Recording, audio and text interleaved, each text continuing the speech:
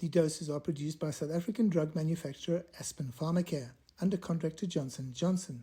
Those doses will stay in Africa and be distributed on the continent. The African continent will now be the priority in terms of the supply of the Johnson & Johnson vaccines.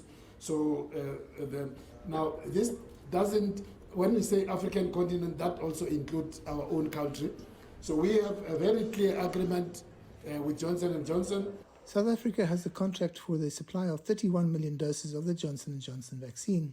The supply was interrupted when a contamination problem was picked up at a supply plant several months ago. That's back on track now. It means we will get the 31 million doses that we ordered. We should get a much more a clearer and more committed timeline to our deliveries.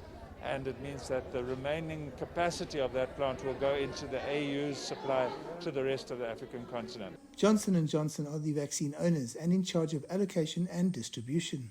Johnson & Johnson is required to supply 31 million doses to the South African government by the end of December 2021.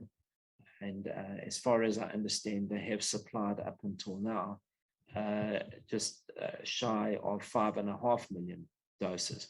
So there is a roughly ongoing shipments of around 26 odd million that would need to be executed to fulfill the full contract. In terms of vaccine distribution, Africa has fully vaccinated less than 3% of its 1.3 billion people. This is set to change. So with that, the gap between Africa and the rest of the world can be closed. So we know that still a lot needs to be done because for the continent to arrive at the 60% coverage is going to take a lot more. South Africa has administered over 13 million vaccines, while the number of fully vaccinated adults stands at 6.3 million, out of a population of 59 million people. The announcement is good news, but the problem in South Africa at the moment is the fact that there aren't enough arms for the vaccines that are available.